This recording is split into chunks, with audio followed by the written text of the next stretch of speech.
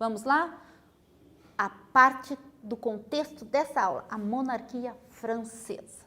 A formação da moderna monarquia francesa, porque nós já estamos na Idade Média, teve início no século XII, quando a dinastia dos Capetos, né, que foi de 978 a 1328, o primeiro foi Hugo Capelo, tomou medidas como confisco de feudos. Eles tinham que centralizar tudo. Então, quando eles não compravam, não negociavam ou casavam com uma herdeira, eles confiscavam, para aumentar o poder dos reis. No século XII e XIV, a centralização do poder real aumentou com a criação do exército assalariado. Lembra que nós também já conversamos sobre isso? Não eram mais mercenários, agora eles eram funcionários e fiéis ao rei. E a instituição de taxas, principalmente sobre os bens da igreja. Aham! Lembra que a igreja tinha medo do poder dos reis? Olha aí, ó. Antes, a igreja era a senhora absoluta de tudo. Então, todos pagavam taxas, impostos para a igreja. Agora, inverteu a situação. Agora, a igreja paga imposto para o rei, para o Estado. Viu? Vamos lá. Felipe Augusto. Vamos saber quem é? O primeiro rei a impor a autoridade a todos os grupos sociais, de 1180 a 1223. Ele conquistou feudos imensos, casando-se por interesse. Lembra que a professora falou também os casamentos? Eram por interesse, a maioria deles, tá? Comprando terras dos nobres e usando a força do exército, escolhendo Paris para a capital. Paris é a capital da França até hoje, e foi aqui o nosso rei Felipe Augusto que escolheu Paris como sua capital. Olha lá, lembra? Olha que bonito, que foto bonita. É um tapete, lembra da tapeçaria que nós conversamos? Então, olha, é uma tapeçaria, coração do Felipe Augusto, no século XIV. Bonito, colorido, né? Vamos lá. A prof trouxe 3 mapas que também tem no livro didático de vocês. Vamos estudar com calma para vocês entenderem. Olha aqui, ó. Como era a França em 1173. Ó, bem pequenininha aqui, tá vendo? Aí aqui tinha uma parte da Inglaterra, aí aqui Navarra, Aragão, Castela, depois Aragão e Castela vão formar a Espanha, tá? Olha, califado, o que era um califado? Eram muçulmanos, tá? Então, olha, Império Germânico, que é onde era a Alemanha, juntamente com outros países, tá? Olha, era bem pequenininho.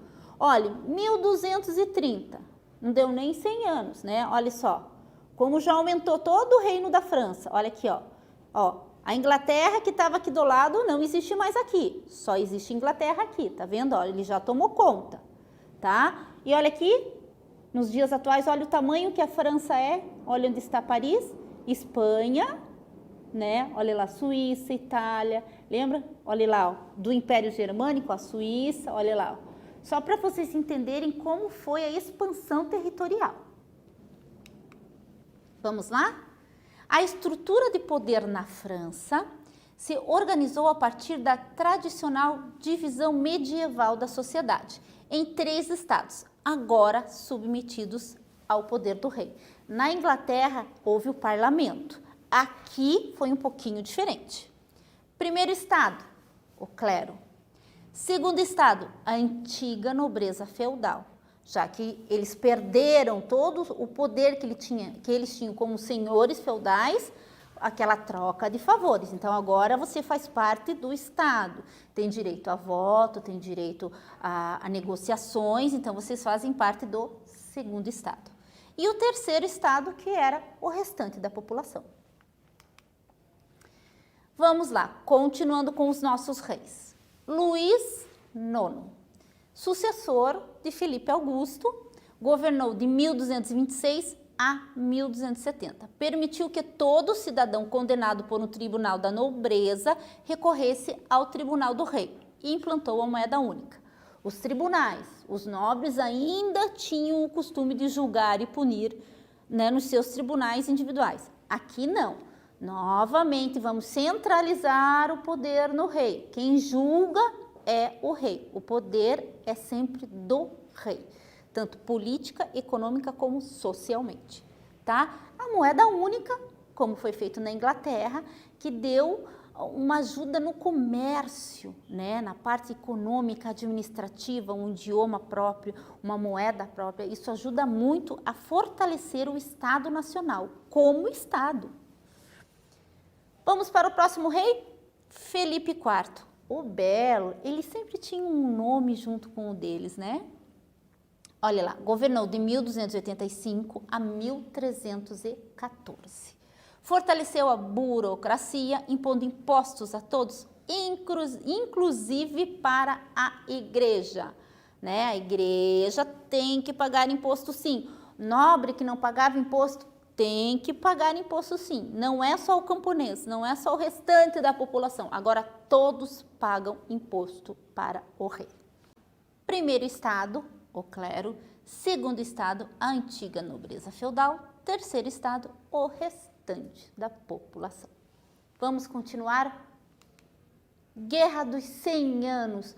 Nossa, essa matéria é nova. É matéria nova. Vamos lá? Em 1328, Carlos V morreu sem deixar herdeiros, colocando assim o fim da dinastia capediana, tá? O rei da Inglaterra, lembra que a professora comentou com vocês que na monarquia eles casavam entre si? Então, quer ver um exemplo bem bacana? O nosso monarca brasileiro, Dom Pedro I, casou com uma princesa austríaca. Então, as monarquias, elas casavam. Lembra do nosso querido Henrique, lá da Inglaterra, que casou com a filha do rei da Espanha, Catarina de Aragão, que ele quis se divorciar para casar com Ana Bolena? Então, eles eram todos meio parentes. Então, o que aconteceu? Eduardo III era sobrinho de Carlos V. Aí o que ele fez? Ele reivindicou o trono.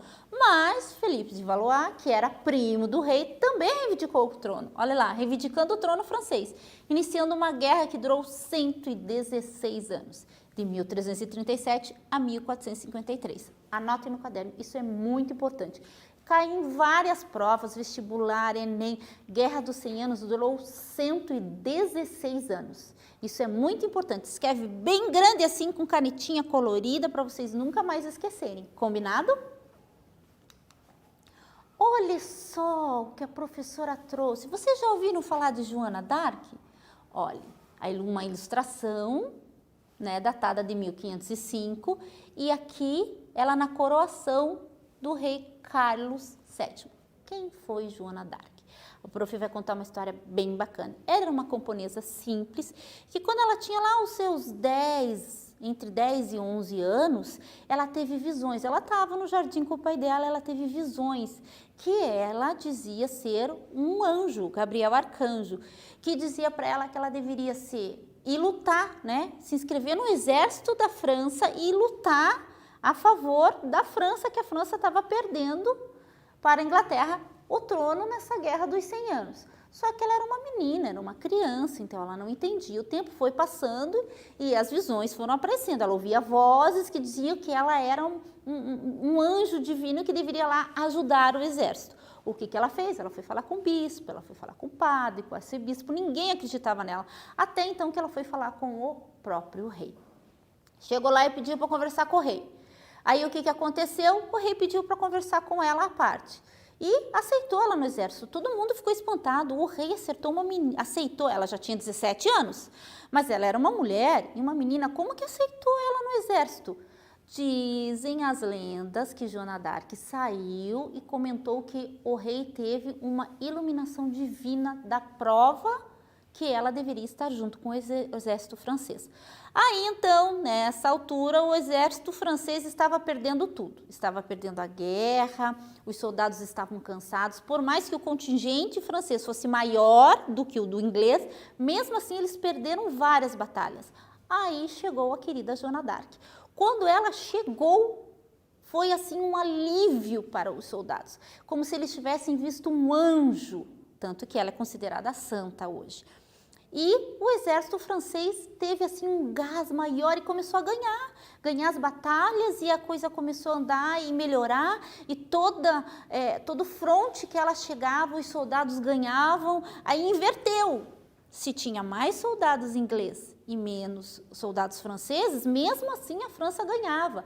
Era como se fosse exatamente um anjo a protegê-la, e a proteger os soldados e a França, né? Então ela é considerada hoje santa, ela foi beatificada, né? Ela é patrona, ela é santa padroeira da França.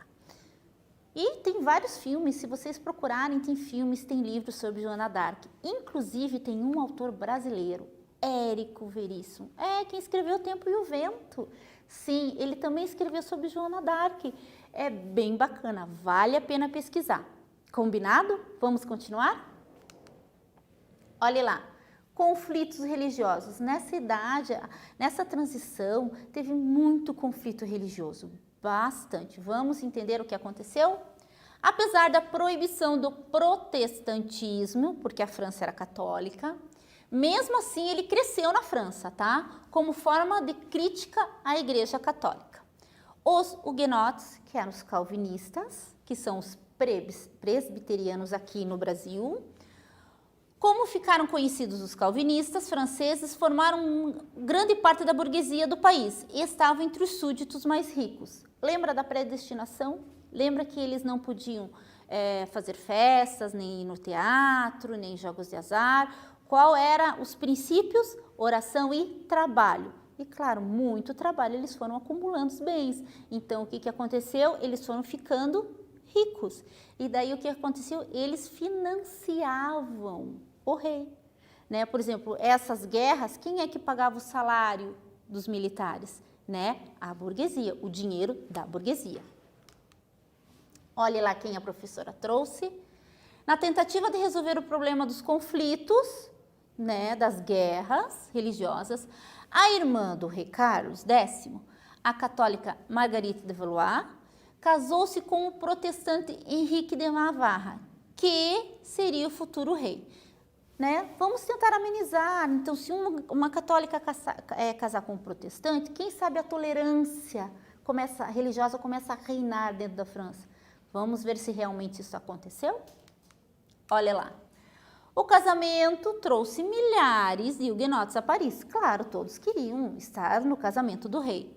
Porém, a tensão entre eles e os católicos não deu muito certo.